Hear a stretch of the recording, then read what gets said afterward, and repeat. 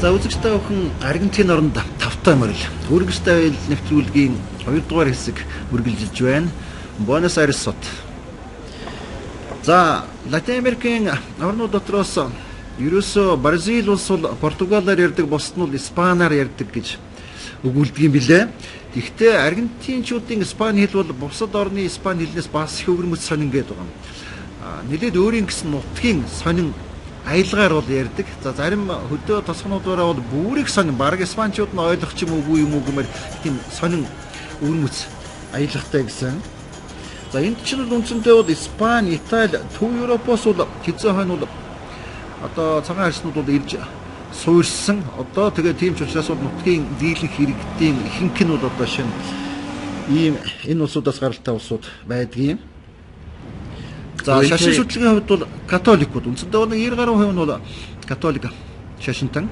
Кристофер Колумб биш. Энд бид хаана авлаа? Нөгөө ерөнхийлөгчийн ордны тийм ээ хойхон талд Колумб биш байт юм билээ. Тэгээд тэр гарал үүслийнхэн тухай яриад үзэх юм бол усууд ингэж ирж ирсэн шүү дээ. Бараг Аргентинд Испани нэр овг гэхээсээ илүү Итали овг нэртэй хүмүүс бол их олон байгаа шүү.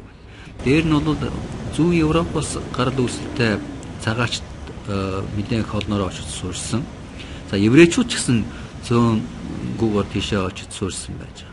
Англи, Франц, Германаас бол гаралтай хүмүүсийн тоо хэдийгээр цөөхөж гисэн тэдгээрийн гэр бүлүүдийн эдийн засагт нийслэх байр суурь нөлөө нөөлөг нь бол асар их гэдэг нь бас онцгой зүйлийн нэг юм шиг байна юм. За зүгээр түүх соёл дурсгалын зүйлийн хувьд бол өнөө хэдэн хөдөөний индианчууд ямар ч юмгүй хөвгөн улсууд байсан юм бол бас тийм биш ээ. Индианчуудын урлаг соёл гэх юм бол хөшөө баримлууд их байна. За өөрсдийнх нь хуучны одоо бичиг бол хад элдв юм дээр бичээстэй их байд юм байлээ. За даавн дээрх одоо тэдний арьсан эдэл дээрх соёлын тийм түүхэн дурсгалд уран зураг бичээсүүд бол мөн их байдаг. За модон эдэл бол аргентинчуудын дунд бол одоо гар урлын хувьд их хөгжсөн. Би тийм сайн мэдэхгүй дээ. Гэхдээ нэгэн газрыг бол би олон жилийн өмнөөс бол анхудаа сонссон байна. Энэ бол Буэнос Айрес байдаг Колон гэдэг театр. Би олон жилийн өмнө уншиж байхдаа юу боллоо гэж үстэй ийм мундаг театр Буэнос Айрест байх хэрэгтэй гэж бодож байсан. Энд ч хүрээд ирсэн үнэхээр сайхан театр байна. Энэ театрт бол дэлхийн одоо шилдэг 4-5 театрын тоонд цаашгүй нэг нордыг нэг нөгөө талаар бол түүхийн аваад үзэх юм бол энэ чинь Шаляпин дагаж байгаа. Стравинский хөгжимдөж байсан байна. Энэ ч бол одоо Паваротти шин цагийн бүх өөрийн одууд бол буулж байна. Тэр удаар наваад үзэх юм бол энэ гайхшигтай театр. Колони театр. 1890 оноос 1908 оны хооронд энэ театрыг барьсан байна. Ингээд театрт орё гэсэн хүмүүс бол нэлээ эртнээс билетээ захиалах шаардлагатай байдаг юм билээ. Харин зүгээр дотор нь ороод үзэх юм бол тэднэрт зориулсан экскурсуудыг бол бас тодорхой төлбөртэйгээр хийдэг. Гэхдээ бас л их урт дараалалтай. Бид хоёр бол цаг давчуу байсан учраас дотгошоо орж хамжаагүй.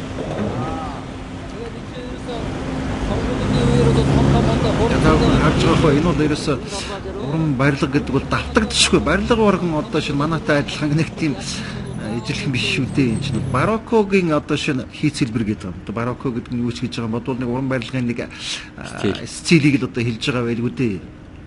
Ер нь олон стилүүдийн архитектурын стилүүд бол Буэнос Айрест харж болно.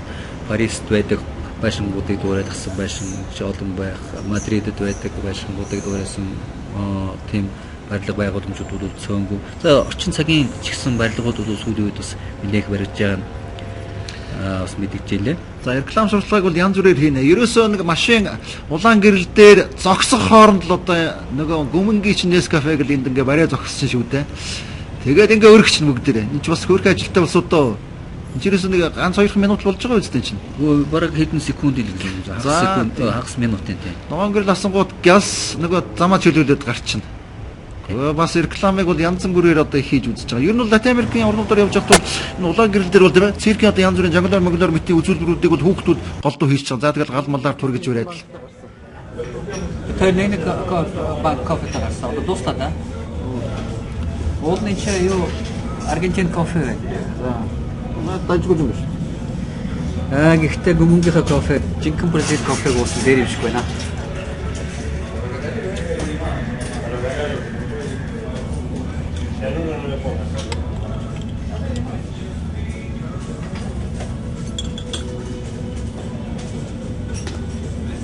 Жинхэнэ Бразил кофе.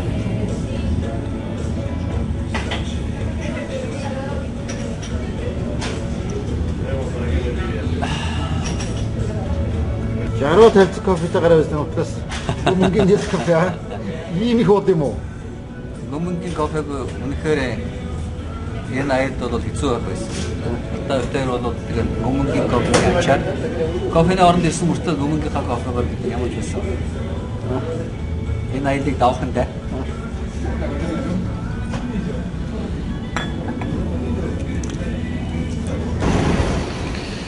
За үнэхээр одоо шинэ Nescafe бол Латин Америкийг бүрэн бүрхээд эзэлчихсэн ийм л одоо лут кофе юм байлээ. За Аргентин ирчүүдийн хувьд бол бас нэлээд хүүхэмсэг талдаа швэ нөхдүүд чинь. За годамжаар явж байхад бол аятайхан хүүхэн харагдах юм бол жолооч нар бол сигналдаж их өдөж байгаа. За гар хуруугаараа дохно. За годамжаар явж байхад бол аятайхан хүүхнүүдийг бол бас нэг зүгээрч нэг явуулцдаг. Бас нэг татаж чангаах наануу цаануу хил амаар янз бүрийн хил нь барина. Нилээ тийм темпераментны залуучууд бол байд юм байлаа. За тэрэнд бол мэдээж хүүхнүүд бол яаж нэг дургуутсах вэ? Мэдээ дотроо дуртай байтаараа. За энэ төв тал байд юм. Энэ хичээлийн хөшөө маягийн их өндөр том хөшөө байд юм байлаа. За энэ нөхдүүд бол тэр унтаж амрах гэдэг юмыг бол энэ годомжинд бол тоохгүй шүү дээ. Одоо манад ингэх юм бол одоо нөгөө цагдаа нэрээд аваа явчих тийм ээ. Согтуу юм уу, галзуу юм уу, өвчтөй юм уу гэж хэрэг явчихна. Энд бол тийм байхгүй. Ингээл ажлын амралтын цагаар бол ингээл хоолоо бариад годомжиндаа гарчихна. Нэг бол сандал дээр хэвтээд өгчин олон нийтийн газар мазар пупа гэсэн ойлголт байхгүй. Их тийм хамаагүй нийтч улсууд. Гэхдээ ч бас манад сүүлийн үед арай өөр болоод байгаа шүү дээ. Энэс актер юм хийгээд байгаа улсуудыг яахчгүй л байгаа шүү дээ. Тийм. Гайгүй болчихдог. Латин Америк маягийн улс болж байгаа юм байна л да. За ингээд Буэнос Айрес хотод үнэхээр эдний эдийн засгийн, соёлын за бусад талынх нь төв гэдэг нь бол алхам тутамд бол мэдрэгдэж байсан л да. Тэгээ ер нь бол одоо шинэ хаа газар үйлчилгээний газруудад ороход бол би түрүүнч нэвтрүүлгээр хэлж ирсэн 10-аас 12% одоо шинэ гарын мөнгө юу TP-г бол заавал өгч байгаарэ гэж. Тэгэхгүй бол одоо бас энэ нөхдүүд их сэтгэл урамчхан байдаг. Ямар бүдүүлэг золиг вэ гэж бидний араас бас хэлж магадгүй. Тийм учраас бол задгаа мөнгөтэй хармандаа явж явах хэрэгтэй. Ямар задгаа мөнгө байхгүй $50 задлуулаад эргэлтээ биш $100 өгчвөл бүр шаталт болно шүү. Тийм учраас бол харманд бол шажигнсан хэдэн задгаа мөнгө бол байх хэрэгтэй. Бид хоёрыг Латин Америкийн бус орнуудаар явж байхад Аргентин ерөнхийдөө үнэтэй орн байна уу, хямдхан орн байна уу гэдгээр усудаас асууж байсан. Аялагчдаас. Тэгэхэд бол Аргентин харин их гайгүй юм байна, хямдхан орн юм байна гэж хэлж байсан. Очоод үзэхээр үнэхээр энэ тийм байсан. Энд бол бас хэд хэдэн шалтгаан байх шиг байгаа юм да. Саяхан 2-3 жилийн өмнө бол Аргентин үндсэндээ бол нэлээд тийм эдийн засгийн хямралд орсон учраас мөнгөнийх нь бол ханш мөлөө унсан, дээр нь бол юмны үн бол нэлээд буусан, цалин гүндүүн бол одоо буурсан учраас ирж байгаа гадны хүмүүст бол үндсэндээ эдний юм бол тийм их бас үнэтэй санагдахааргүй юм шиг байна лээ. Тэгээ $1 бол эдний 3 песотой бол тэнцэж байгаа. За Аргентин хүмүүс ямар шиг улсууд байна вэ гэх юм бол нүд хөмсг үсэх сайтай Европ типийн нэрээд их тийм биерхүү. За костюм зангааг бол залуучууд нь бол нэлээд өмсчин шүү. Тэр чилдэх адилхан тийм.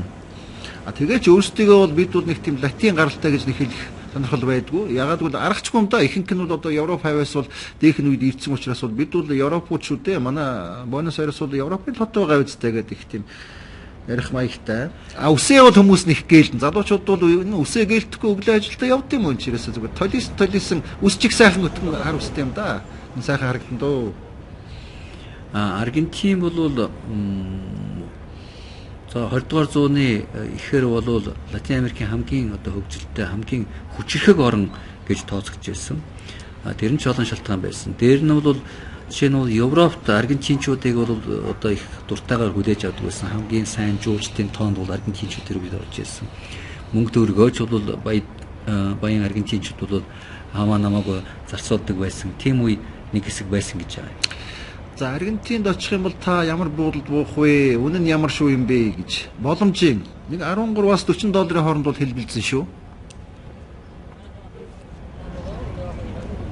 За Латин Америкийн бүгдээ улаа гэж мэдчихсэн. За зүгээр ч нэг мэдчихгүй. Мэдчихээрээ заавал бивнийг үнсэн. Эрэхтэй эмхтэй ялгаа байхгүй. Үнсээд байна. Таньдаг юу амаа байхгүй. Үнсгүй тань гомдсон шүү дээ. Энэ намайг үнссэн би яатсан бол гэдэг. Тийм учраас 31 үнсэлцлээ. Уруудам хавдаад бамбаагаад хагараад ачийн боллоо их үедээ. За эдгээр чинь үнсэлцлээ гэдэг бол ерөөсөө бие биенийг бүр идчихдэг юм байна. Урууд ингээ бүр баяхгүй болоод ингээ ерөөсөө. За тэгээд арга ядаад бүр сүултээ тэгээд үнсэлцэж сурлаад үнсэлцсэн. Урууд хагараад бамбаагаад болохгүй болохоор сүултээ орифлемийнхаа нэг юм уу урууд чигшүүлэгч энэ тосыг гаргаж ирж байгаа баахан ингэж байгаа чээр гайгүй болж штэ. Латин Америкт ирэх юм бол орифлемийн тосыг заавал авч яваарай. Үнсэлцэх хэрэг бол зайлшгүй гарна шүү. За ер нь бол харин хаа очиж чинь догчоор нэг энэ үнсэлцснэр бол нэг халддаг юм шиг байна тийм ээ. За тэрийг мэдэхгүй. За юу нохоо бол газар сайгүй дээ. Нохоо бас яг Америкийн байдаг шиг нохоо гаргаж зугаалуулдаг залуучууд бол бас аваа хөрөг мөнгө хийждэг юм шиг байна. Тэгээ энэ бол чинь бүгдээр энэ нохоо биш шүү дээ. 6 маягийн айлын нохоог эрхлүүлж яваа байдал тийм ээ. 6 айлаас мөнгө авчихна гэсэн үг шүү дээ. Тэгээд энэ том хот юм болохоор бас л ариун цэрийн байдлаас бодог юм уу нохоо зугаалуулдаг тийм тусгай газруудыг гаргачихсан. Ялангуяа энэ цэцэрлэг тийм модтай газраа бол хашлах хийгээд хүн тэр дотор бол нохоо зугаалуулдаг юм газар байхнаас ажиглагчлаа юм дээ. За хэрвээ та Аргентинд Буэнос Айрест очиж байгаа бол биш үү? Хил залгаахан хэдхэн алхмын цаана нөгөө Уругвай маань байгаа шүү дээ. Монтевидео гэдэг нийслэлтэй. За тэрлэг бол та бол ер нь гарах хэрэгтэй шүү. Эндээс бол нэг өдрийн одоо аялал байд юм билээ. Өглөө гараад шөнө оройхондоо хүрээд ирчихээр. Үндсэндээ Монтевидео хотоор бол бүрэн сайхан аялал хийгээд Уругвайд бол очсон л гэж хэлнэ шүү дээ, тийм ээ. За визийг бол хил дээрээс нь бол шууд өгчдөг юм байлээ. Тийм учраас бол үнэхээр хуулийн боломж юм. Хэрвээ та Аргентин ортол мөнгөө зарцсан бол цаашаа ганцхан алхаад л Уругвайг бол заавал үзээрэй гэж хэлэх байна. Гэхдээ нэг юм марцж болохгүй шүү. Таны Аргентины виз чинь бол 2 удаагийнхаас доошгүй. 2 удаагийнх мэдээж, тийм. Тэгэхэд очиод гацчул яа. Тэгвэл ер нь бол одоо шинэ Чили, Аргентинд очиход бол виз бол бас нэг тийм амархан ч өгчгээд байхгүй. Ялангуяа за виз авч гэмээр орж гарахад бол хэлийн шалган дээр бол таныг бол нэлээд сайн чамбай шалгана. Ягаад гэвэл Латин Америкийн орнуудыг бодох юм бол энэ хоёр улс маань бол хөгжлийн хувьд бол харьцангуй илүү бас нэг харлаад ажил хийвэл хийчихэр юм боломж байдаг учраас бол гадна дотны одоо элдв шалдуу илүү дутуу цагаач нарыг оруулах бол сонирхол байхгүй. Нэлээд одоо сайн үзэж харж чангалж иж бол оруулах жишээтэй. За Дон Кихотын ийм хөшөө зураггүй сүвнэргүй газар бол Латин Америкаас ирээд болдохгүй дээ. Яг Испани хэлтнүүдийн хувьд бол Дон Кихот эдний бас үндэсний баатар л да. Тий. За битэр энэ Израилийн элчин сайдын юм байт юм байлээ тийм ээ. Энд зураг авсан чинь нэг хитэн өвчтөе юмнууд ирээд зүгээр шалгаагаад л ачиж явах гэдэг юм хаашаа юм гэсэн чинь хамгаалтын албан нэг яасан гэсэн зураг авч болохгүй хэм мэдтий бичих чинь яасан гэдэг ингээд жаал хэрэлдлээ.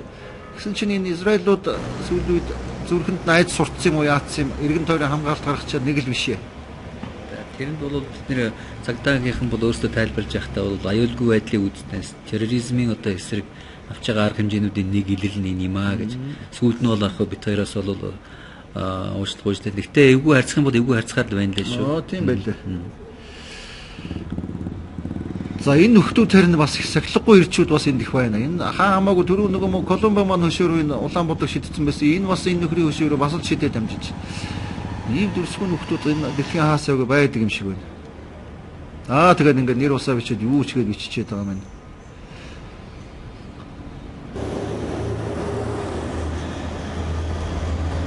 За энд бол Америкийн $100 дэвсгэртээр бол 8 хийхгүй дээ. Бүр ерөөсөө ил шулуухан бичсэн байт юм байлаа. Америкийн $100 дэвсгэртээр 8 хийхгүй гэж. Одоо тэр нь яагаад гэвэл сүүлийн үед бол хуурамч юм дэвсгэртүүд их ирсэн учраас бол тэр болгож шалгаад одоо нагтлаад авах боломж байхгүй зүгээр тэгж шатаж яснаас зүгээр яар шиг хийгээгүй нэргээд улаан цай бичсэн байт юм байлаа. Тийм. Энэ бол Латин Америкийн цорын ганц орн биш. Бид хоёр олон оронд яг ийм асуудалтай тулгарч байсан. Хэдийгээр Америкийн одоо доллар бол газар сайгүй гүйлгээтэй мөнгө ч гэсэн дэвсгэртүүдийн талаар бол нэлээд сайн бодох хэрэгтэй юм байна лээ. Тийм. За, Аргентины алдарт дарснууд одоо янз бүрээр л байна да.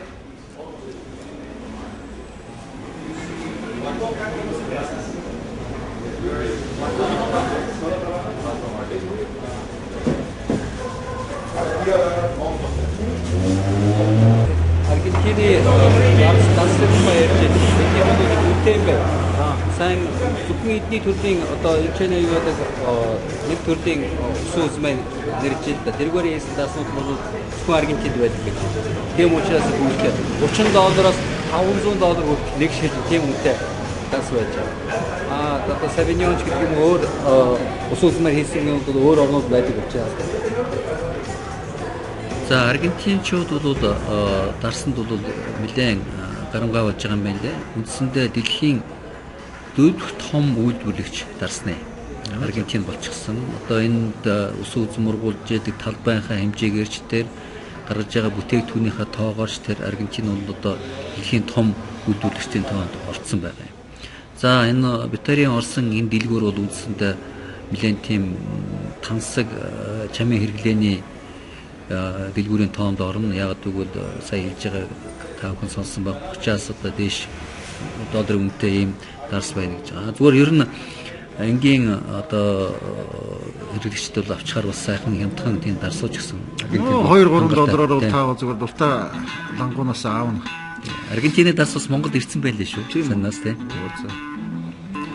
За нөгөө голомтынхаа виза MasterCard-аар бүүлгээ хийхдээ энд чинь харин нэг таатай юм нь бол бүгд кабинтай хаалга нь цоочтой. Яаж онгох хөр нөгөө карта сургуулаад тийм гот өөрөө кодлоод онгоо оронгооч нь хаагдсан мөнгө авлаа гарлаа. Аюулгүй байдлаасаа бол одоо их сайн баталгаажсан юм газартай.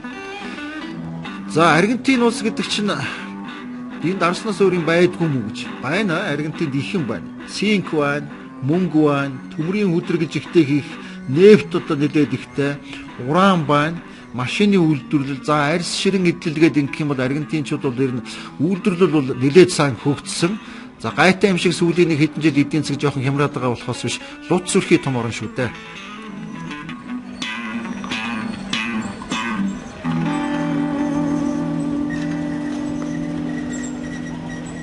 За Латин Америкийн орнуудад нэг хэцүү зүйл байдаг.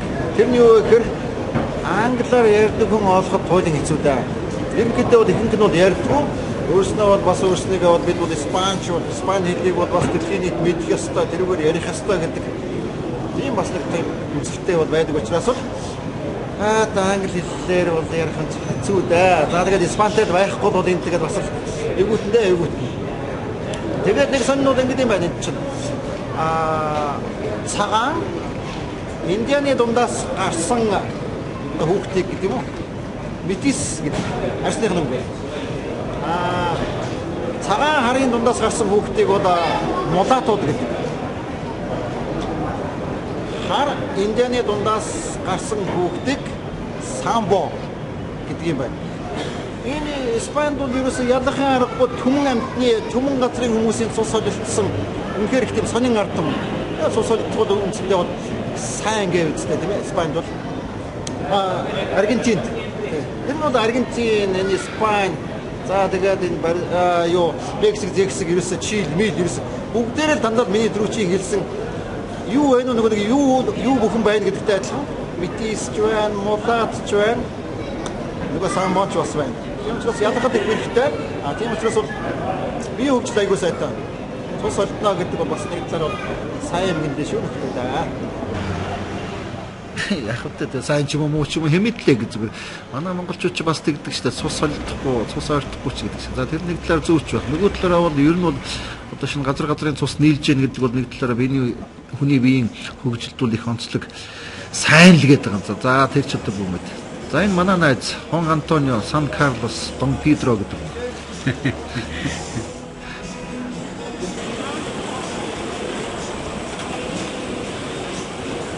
За энэ нөгөө битэрийн дөрөвчийн хэлдгээр Арбатын гудам. За битэр энэ Арбатын гудамч чинь нөгөө $13-ийнхаа зочдуудлыг аваад хэд хончлоо шүү дээ.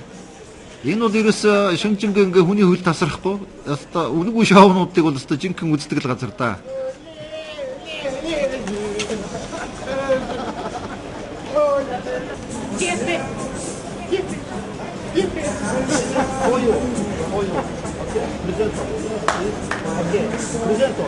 Нэг талаар хэл мэдхгүй нэгдэг бол их зүгээр. Гэхдээ яаж хийж байгааг ойлголцсон. Тэгээ битэрт нэг бодийнхоо ижүүрэн комплекс хувцсыг бол өгсөн дөө.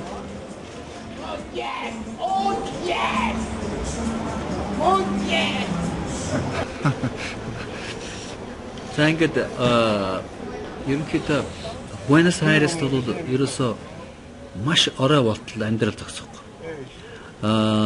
Зарим нэгэн тэр номд бичсэн байсан хэрвээ 10 цагаас өмнө диско баарнд очих юм бол эн чинь хүүхдүүдийн бүжгэлж байгаа цаг шүү. Тэрнээс өмнө насан туршдыг оруулахгүй шүү гэж. 10 цагаас хойш бол оруулж магадгүй юм. Ерөнхийдөө их орой эхлэндэ. Юмны үн хараараа $1 3 песо гэсэн шүү дээ, тийм ээ. Билд бодоод үзэхэд бол энэ одоо шин цэвэр арьс ширэн эдэл шүү дээ. Та тэгээ үржүүлээд үзтээ. Надад бол ямар ч байсан бас хямдах юм уу гэж бодогдсон. Одоо шин 120 песо, $1 3 песо гэдэг ингээд бодохоор одоо хэд болж байна. Цэвэр арьсан бүтээгдэхүүнүүд шүү дээ. Илэг. Тэгэхээр бол бид манай энэ чиглэлийн бас нэг юм сонирхдаг 8-ачд бизнесийнхэн байх юм бол энд очиод нэг үнийн судлаад 8 хийх юм бол болохгүй нь юу гэдэг юм. Энэ бол одоо хийц хэлбэрийн хувьд бол үнэхээр одоо ярих юм байхгүй сайн. За үнэхээр эн чинь өөрөөснөө мал ихтэй учраас бол хөлөх арьс ширгэж бол байхгүй. Дандаа цэвэр одоо арьсан бүтээгдэхүүнээр бол юм хийн. 120 гэдэг чинь хэд $40 гэсэн үг тийм. Одоо энэ ингээд $40 л байна шүү дээ. Болж байгаа үстэй. 41 гэдэг чинь хэд юм бэ? 10 хэдэн доллар л гэсэн үг шүү дээ. Тий. За ингээд та нар өөрснөө мэдтүгэ явна уу байна уу?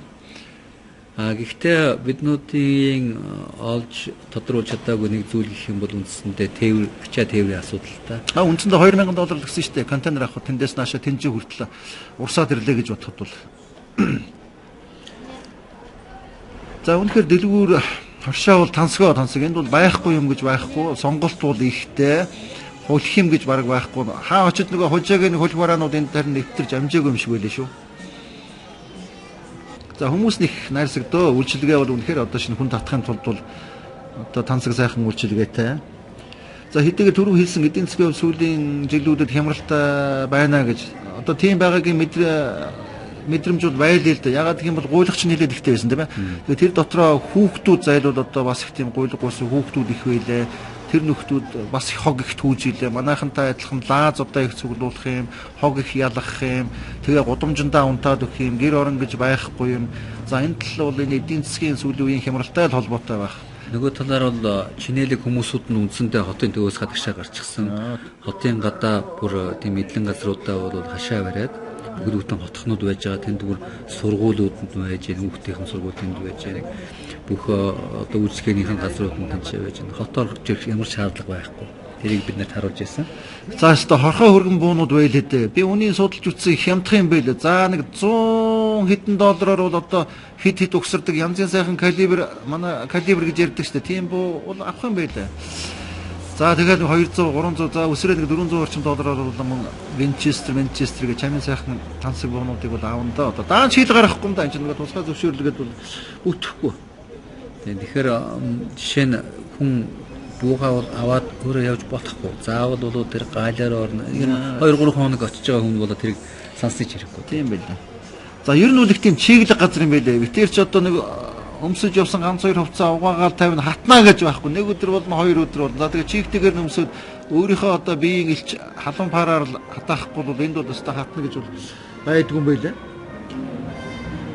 За Латин Америк орнуудад очиход бол энэ Аргентин чинь шумууд ихтэй. Одоо энэ тэндгүү зөндөө хаазна. Тийм учраас бол халуун орны тэр элдв тариа хийлэхгүй бол бас болохгүй. Эрсдэлд орж мэднэ. За энэ нэг юм сонин эмхтэй оюутан юм уу юм дээ. За нэг хитэн цаас олох гэж л байгаа юм те. Тэгтээ их гоё гэж хараад байхад аюу гоё хөдөлгөөнүүд хийж байгаа юм тийм ээ. Ер нь түрүү хэлжсэн хотон ч унтдаггүй, судамжуулууд үзүүлэх нь их гаргадаг гэж. Тэгээ түүний нэг нь бол энэ л дээ.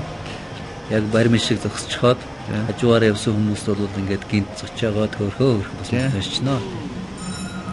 Бога авахгүй аа. Цагаагаар хувьд бол Буэнос Айрес хот бас их сонь тийм ээ. Өглөө нь болохоор бол сэрүүх юм шиг, өдөр нь жигтэйхэн хаална. Орой болохоор бол сэрүүхэн дээ бас. Сэрүүхэн дээ. Сони шүү. Намар болоочтой гэж байгаа юм нэг л сони. За юм Джеймс бол их хямдхантай нэг доллар өрхтэй өгөөтэй л кейл нь бол тийм байх жишээтэй. За энэ гудамжинд бол хүн болгоны нэг амны зугаа гаргаж идэг юм бол иймэлтэй шарсан самар юм уу? Тийм. Энийг бол газар сайгүй шараа зогсож байна. Хямдхан.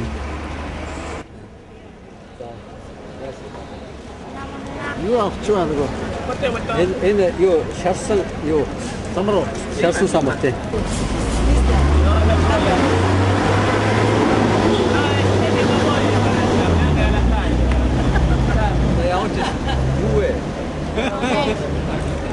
Хүүхдүүд өгчтэй яа. За.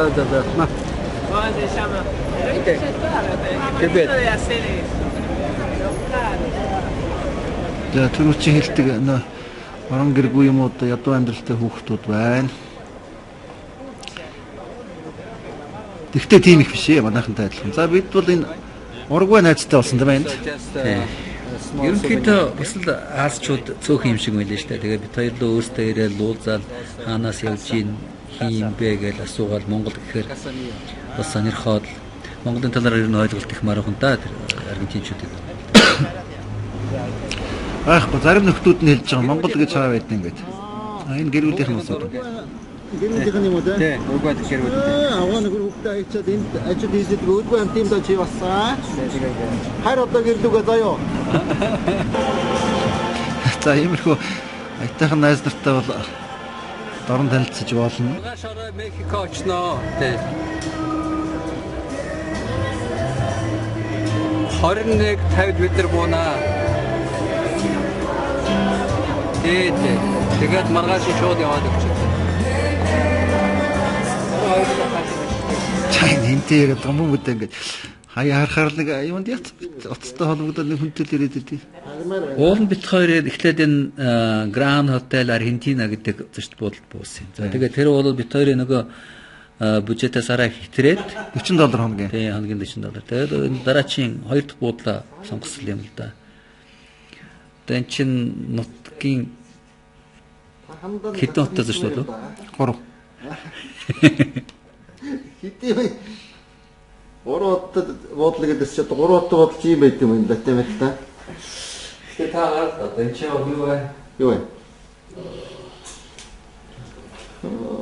Тусгай ноолтой дүүштэй бидээ.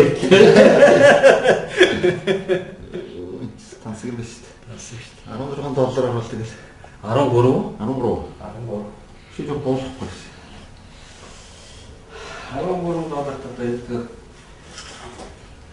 Та дэнэс ийм шилэн алгамалтай. Наач цөм зөхөд ороод их юм швэ. Thanks, Chris. Well, England and Australia will take part in a limited overs triangular series also involving Bangladesh in June and 3 challenge games prior to the start of the tests. Well, sport returns in just a moment.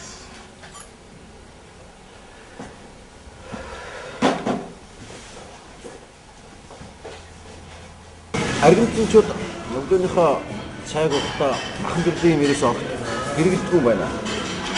Хаанч очсон гэсэн дошидууд ч гэсэн өглөө кафецери янз бүрийн газар ороод ирэхэд бол зүгээр боосоод кофе. Тэгээд дээр нь заавал апог өгдөг юм байна. Тэгээд моон гэдэг чинь нэгийг авъя гэсэн үг, хоёрыг авъя гэсэн үг, заавал гурвыг ав гэнэ. Энийг ингэж одоо нэг набор комплектац болт юм байна л да. Тэгээд кофе энэтэй. Өгн нь бол гайгүй зайд. Одоо хэд доллар 50 гэдэг чинь манай хараа 2000 арай хөлтөө үүтэй юм байна. За, ер нь Латин Америкийн цөөхөн орнууд бол ийм метротой байдаг байлээ. Чили бол үнэхээр гайхалтай сайхан метротой тийм. Мексик дажиггүй, Аргентин бол бас л одоо туйлын сайхан метротой доо. Хамгийн хурдан бөгөөд хамгийн хямд унаа гэж түрүүн хэлсэн. Аюул багтай. Тэгээд ийм олон сая хүн амттай хотод бол метрогоо үнэхээр боломжгүй л дээ. За ер нь зам харгуй хувьд бол үнэхээр одоо шинэ дэд үтсээ бол их сайн анхаарсан 600 гаруй мянган км урт засмал замтай гэж байгаа. За олон улсын нийслэл онгоцны буудал бол 10 байна гэдэг байгаа байхгүй ч одоо энэ оронд ч одоо 10 онгоцны буудлаар яадаг ч. Тэгэхээр ямар их хөл хөдөлгөөнтэй тийм ээ. Дэлхийдээ одоо элдв өксөөр холбогдсон улс орн бай гэдэг нь бол харагдаж байна л да. Хотын унаач гэсэн муугүй. Үндсэндээ бол тэр унаа нь бол цагтаа явдаг. Дээр нь бол хямдхан сүлжээ сайтай. Бид нар бол одоо бас газар сайгүй жуулчдад зориулсан бас тийм лавлагааны жижигхэн офисууд байж байгаа. Тэжээс очиод хаана яаж өрхөө гэдгийг асуухад хэлээд өгч байна. За бид тэр үндсэндээ бол төв хэсэг нь бол одоо шинэ хуучин Буэнос Айрес. За урд хэсгээрээ тэр далайн эрэг ойролцоогоо бол шинэ одоо хороол гэдэг юм уу да орчин үеийн тийм модерн хэлбэрийн загварын байшингууд бол ихтэй. Үнэхээр одоо шинэ бас их тийм сайхан хот байлаа. Шинэ хуучин хотуудын заагууд нь бүр яахын аргагүй мэдэгдэх үз. За энэ Луна парк гэж байгаа. Энэ бол их том соёлын төв одоо том ордон байгаа. Минчээ бас манай Монголын циркчд ирж тоглож байсан гэдэг. Тийм байсан тийм. Оросын циркийн метрийг тоглож байлоо тийм ээ. Березкоч тоглож. Березко байсан тийм байна. 1816 оны 7 дугаар сарын 9 манайтай адилхан одоо эдний бол наадам үндэсний их баяр наадам бол болдсон байлаа. За бараг 30 жил энэ нөхдөө чинь цэргийн дэглэмд талхлуулсан байлээ дээ. Ерөөсөө хэдэн генералуудын гараас гар дамжаал одоо цэргийн дэглэмтэй Чил эдэртэй бол их ойролцоо. Ард түмэн зовсон бол зовсон. За явж хамгийн сүүлд нь бол ерөөсөө иргэний нийгэм байгуулах нь зөв юм байна гэдээ одоо чөлөөт сонгуулиар бол өөрийн гэсэн иргэний ерөнхийлөгчтэй бол болсон. Тэр олон ойрхон солигдж байсан засгийн газрын үед бол эдийн засаг нь бол үнэхээр тийм нуралтын байдалд орж ирсэн. Сарынхан инфляц нь 200% хүрж ирсэн гэсэн тийм тоо хүртэл байт юм байна лээ. За ингээ шинэ хуучин хотуудын хооронд бол бас нэг юм завирхуу юмар явнаа. Одоо зав такси гэх юм уу да. За бид тэр бол хотын нийлээд зах руугаа гарсан та энэ баг зах руу очсон дөө. Өнөө нэг ямар очно гэдэг нэг чирээ явчлаа. Энэ бол одоо үндсэндээ бол шинэ хэсэг нь. Энэ тэгтээ бол хуучин усан онгоцны зогсоол байсан юм шиг байгаа. Тэгээд энэ нэг крануудыг ашиглаад өнөөдөр ажилтгүйч гэсэн тийм модерн маягийн хөшөө маягаар ашиглаад дор нь бол жуулчдын офисууд байж байгаа. Тийм байна. За үргэлжлээд нэвтрүүлэг 4 жил дараалан дэлхийн 40 улс орноор явж нэвтрүүлгээ тавхад төлөвлөлөө. Эдгээр орнуудаар явах болгондоо би виза, мастер, боломжийн картуудыг зөвхөн хэрэглэдэг. Энэ бол миний хамгийн найдвартай зүйл. За энэ бол хоосон хуурамч манж биш шүү. Үнэхээр би голомт банкны виза картуудыг бол 4 жил хэрэглэсэн. Үнэхээр одоо шинэ мөнгө санхүүгийн хувьд бол голомт банк маань үнэхээр миний сайн анд найз болсон. За ямар хотод хүрээд ирлээ? Энэ Буэнос Айресын зах дуу байдаг Каминито гэдэг ийм дүүрэг байж байгаа. Энэ бол үндсэндээ Аргентинд очсон бүх жуулчид заавал очдог нэг тийм жижигхэн дүүрэг байгаа. Уран бүтээлчид зураачдын цуглардаг төв юм шиг байна тийм ээ. Тийм энэ ч бол зураачид бол өөрсдийнхөө бүтээлийг гудамжинд гаргаад дэлгээд жуулчдад узаардаг. Энэ тэндгүү тангоны тийм гадуур сургалт бол явдаг. Дээр нь бол ийм хөөрхөн дэлгүүрүүд ихтэй. Хуучны л хотолтой одоо тэр өндөр тэр нэг шавар том мундаг чулуун байшингууд баригдахаас өмнө үндсэндээ бол нэг иймэрхүү модон одоо нэг Америк типийн ч юм уу, Мексик типийн ч юм уу нэг ийм байшингуудад бол анх эдгээр амьдардаг байсан байлээ. За нөгөө нутгийн уугуул Индиан гэдэг маань энэ шүү дээ. За тэр хажуудлынх нь хэн ч юм бүү мэднэ. Каминито гэж шивнэ. Каминито гамтахгүй даа энэ бүгдээр.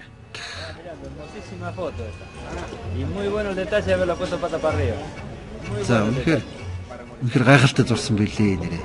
За ингээ гудамжинд бол энэ бол үнэгүй одоо тангоны шоунууд одоо хаасаагүй. Би тэр нэг амьдардаг манай Арбатын гудамж бол шөнөөдргүү. За энэ хотын захын жижиг Каминито хот гэдэг ингээд бол мөн л танго. За ингээд тангогоо зураад гадны жуулчдад бол хэд 3 цаасаар л 8 айлн да.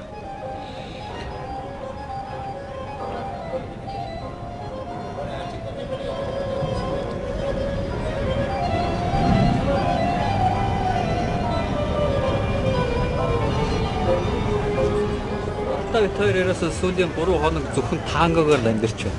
Явсан газар болгон танго. Одоо энэ Каминито гэдэг Буэнос Айресын нэг дүүрэг байгаа. Энэ тэр чигээрээ бол ерөөсөө танго, зураач нар. Энэ зургийг бид хоёр одоо Хоёр байна. авъя. За ингээд бид хоёрын Аргентинаас авчирсан одоо дурсгал үлдээсэн зураг.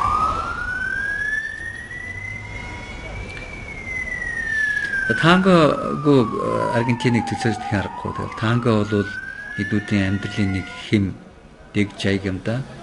Жуулчд одоо гадна дотноос ирсэн хүн болгон тэрч байтугай өөрийнх нь аргентинчууд хүртэл Буэнос Айрес эрэхтэй бол тангог үзэх гэж энэ газар бол зайшгүй очдөг. Үндсэндээ бид хоёрын очсон энэ танго төв бол эртний хуучны театр байгаа. Ийм хэд хэд том төв байт юм байл л дээ. За ингээд тангоны жинхэнэ танго маань эхлэхээс өмнө танго бүжгэлдэг мэрэгжлийн жүжигчид өөрсдийн таалагдсан залуучуудаа урьж одоо зураг хамтарч авахулнаа. Манай гамбайг бол урьсан.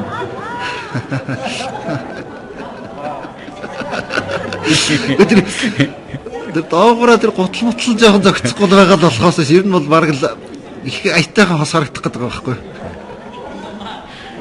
За энэ бол өөртөө зөвхөн бич биш. Ер нь энд хүрсэн ирсэн хүн болгоны ширээн дээр энэ орой тоглох хамгийн алдартай хоёр хос гарч ирээд эмэгтэй нэртэй хүнийг ураад, эрэгтэй нэмэгтэй хүнийг ураад зураг авахулчих.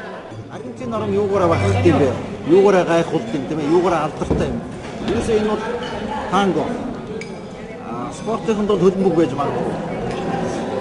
Тэгэхээр бид Аргентины тангоны их сайхан том сайхан ордонд ирээд л энд зөвхөн танго бүжгэлт юм байна.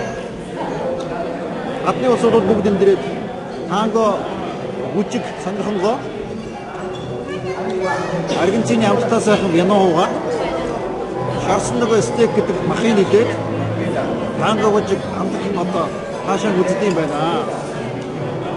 Нэг хүн ороход бол $50 гэж. Яг үү.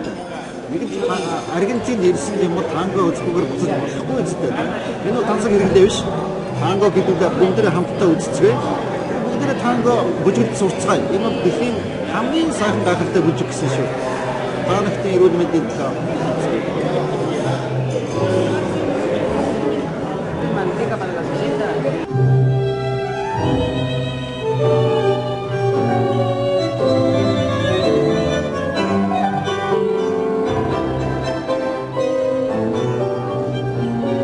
Бамын ярьж өгөхгүй бол танго гэдгийг би одоо ойлголт муутай юм шүү дээ бүдүүлэг нэлж.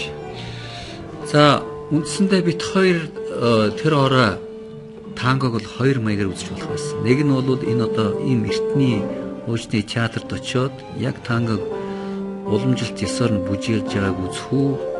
Эсвэл одоо нэлээд Америкчсан Лас Вегас маягийн шоуны хэлбэрт оруулчихсан шинэ цагийн танго үзэх үү гэдэг ийм сонголт байсан тийм ээ. Нөгөөх нь бол их том ордонд бүр инээс жилийн үнэтэй гэхдээ их олон хүн аваачдаг ийм баг стадион руу маягийн юмд үзнэ. Эсвэл ийм их тоглог тухтай их сайхан уур амьсгалтай энэ орчинд үзбүү гэдэг. Бид энийг сонгосон юм байна. За танго гэдэг тухай бол хэдэн зүйлийг энэ хэлэх нь зүйтэй болов. Ерөөсөө гарал үүснэ нь бол 19-р зууны төгсгөлд Буэнос Айрес анх нэлээд нэр муутай цэнгэний газруудад танго үүссэн гэж. Гэрээсээ хоол явсан энэ цагаач нар Европч бай, Африкаас гаралтай тийм хүмүүс тийм цэнгэний газрууд ирчгээд гэр орноо санаад нэлээд уйтгарлаад тэгээд тэр тэнд ажилтдаг одоо бүсгүүчүүлтэй бүжиглээд бүжигтэй нэлээд тийм итгээд хөдөлгөөн хийгээд илдэг ирээ цэргүү. Секс хөдөлгөөнүүд юм байна л да. За иймэрхүү маягийн бүжгийг бол анх тэндээс эхэлсэн. гэж ингэж ярьдаг юм байна. За тэр энэ танганы нороо бол бид нар бас янз бүрийн хөгжим сонссон. Энийг та бүхэн сонслоо. Ер нь хөгжим бол Латин Америк чиглэлийн хөгжмөө зөнгөлгөөс гадна ерөөсөө энд бол Францын хөгжмийн урсгалыг бол гол болгоод бол аргентинчууд бол авцсан юм байл л да. За ингээд өнөөдрийн танганы имиж нь бол шал өөр шүү дээ. Энэ нь надтай үжигж танаа найз өхөн ч байна. Зураг авах болсон биз дээ. Эндний прима одоо үжигч нь басал үжигч юм байна. За өнөөдөр бол танкаг юу гэж ямар имижтэй гэхээр шүү дээ. Ийм гоё плажтай. Эрэгтэйчүүд нь болохоор скул таксида айл эсвэл смокинг өмссөн. Ийм одоо их тийм тансаг бүжиг гэсэн ийм имижтэй шүү дээ. Энэ замыг туудлуул нэлээ. Өмнө нь одоо хар орчуудын одоо шин тийм ээ. Хар орчууд нэг доод зиндааны маягийн улсууд бол бүжиглдэг, түүнээсээ таашаал авдаг, тиймэрхүү бүжиг байж дээ. Сүүлд нь явж одоо шин дэлхийн хэмжээнд нэр гараад өөрийн гэсэн брэндтэй болоод одоо бол мэдээ тангог бол ядуу улсууд бол тэр болон бүжиглээд их нь ховор шүү дээ тийм ээ. Одоо харин эсрэгээр болцсон юм шүү. Нэлээд одоо боломжийн тансаг маягийн улсууд тангоны түүхийг аваад үзэх юм бол шүү дээ энэ Аргентины эмчтэд өөрийнх нь улс төр эдийн засгийн амьдрал бас их нөлөөлсөн байна. 1912 он хүртэл чинь Аргентинд бага орлоготой энэ ажилчид бол сонгуульд оролцох байхгүй байсан юм бэл.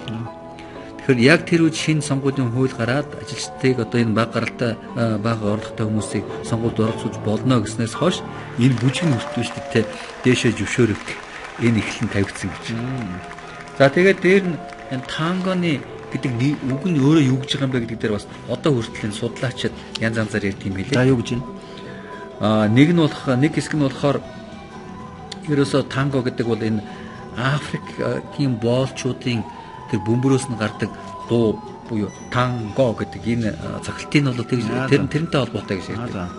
Нөгөө нэг хэсэг нь болохоор энэ индианчууд, испанчуудын бүжгэлдэг байсан эртний тэр милонга гэдэг энэ бүжгийн одоо бас нөлөө бий гэж ингэж ярьдаг.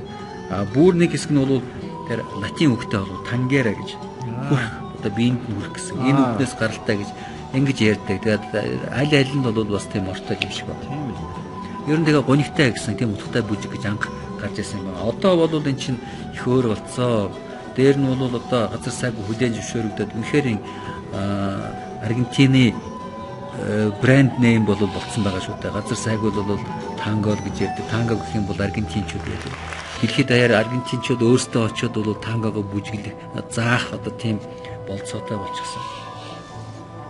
Заавал танго гэдэг бүжгийг бол би хизээч гонигтай гэдэгтээ хүлээн зөвшөөрөхгүй. Энэ бол хамгийн одоо шинэ хурц хөдөлгөөнүүдийг илэрхийлдэг хамгийн одоо сэтгэлээсээ хараад байхад бол энэ улсууд бол ерөөсөө үнэхээр бүжгийг бол сэтгэлээсээ бүжиглэнэ гэж бас нэг юм байнаатай ард юм байна. Энэ бол үнэхээр сэтгэлээсээ бүжиглэж байгаа. Тэр чамааг хүн үзэж гэнэ үү, харж гэнэ үү, би сайхан муухай хөдөлгөөн хийж гэнэ үү ерөөсөө байхгүй.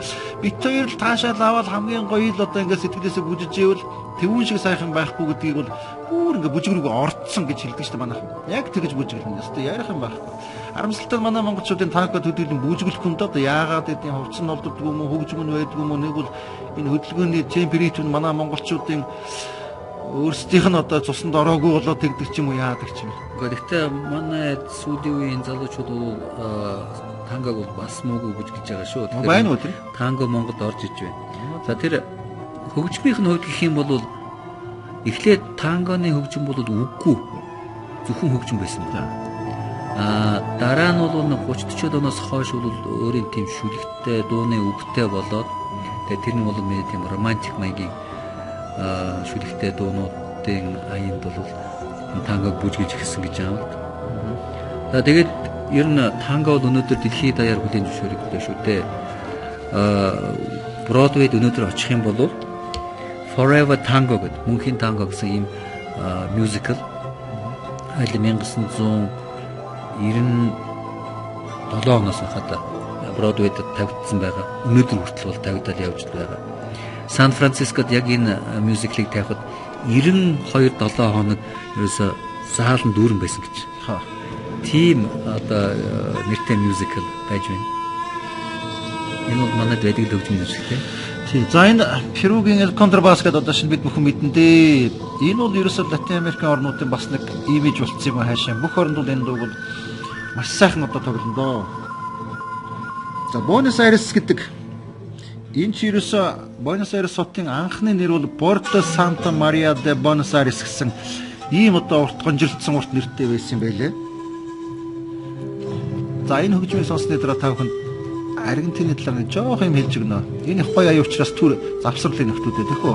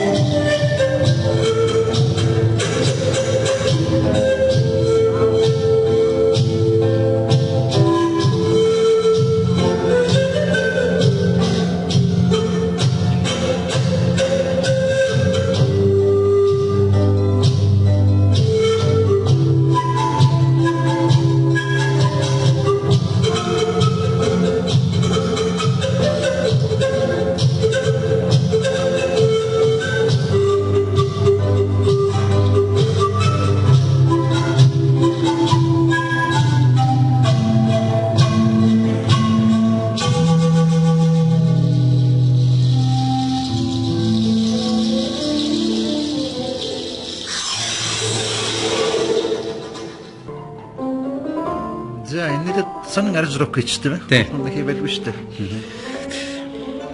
За ингээд 19-р зууны ихэнх үед Европ, Хойд Америк дахь колони газруудаа алдсан Англи улс Аргентин гэдэг энэ баян тансаг орныг нэлээд сонирхож эхэлжээ.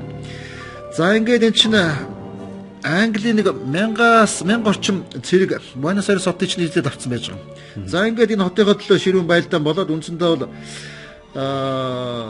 ерөөсөө төдий удалгүй 1807 онд бол англичууд бол энэ хотоос хөөд аргацсан юм байлаа. За Аргентин улс бол эхлээд бол хөгжил их нэлээд их муутай байсан. За тэгээд яаж хөгжсөн хөгжлийн замлал нь юу юм бэ гэхээр хөдөө хот суурин газруудаа төв суурин газруудаа төмөр замаар хамгийн ихж холбож эхэлсэн. За ингээд үндсэндээ бол зах зээлийн харьцаа бол энэ төмөр замаа дагаад бий болсноор бол нэлээд хөдөлгөөн орж эдийн засаг бол сэргийх тал руугаа орж ирсэн юм байлаа. За 1983 онд бид мэднэ шүү дээ. Аргентин Английн хоорондоо Фолкланд Мальвины арлын төлөөх нэг бяцхан дайн тэгдэл сүйд боллоо шүү дээ. Тэгээ явж англичууд үндсэндээ бол англичуудын ялдаар бол энэ дайн төгссөн. За түүнээс хойш бол Аргентин улсууд бол элдв одоо дотоодын самун хүмүүс элдв шилдүүдээ нэгдээгүй. Үндсэндээ бол их тийм тайван замлаар хөгжиж байгаа ийм улс ороо. За ингээд эргээд бид нэр энэ бүжгрүүг орцгоё. Түрүүн чин хэсэгт бол бид нар орон нутгийн одоо сайн дурын уран сайханчид энэ бүжгийг хэрхэн хийдгийг та бүхэнд харуулж байсан. Одоо энэ тайзан дээр бол жинхэнэ мэргэжлийн бүжигчин. Үнэхээр одоо гайхамшигтай бүжиг гэж байна. Дүүгүр бүжиг гэх үү юу? Дүүгүр бүжиг.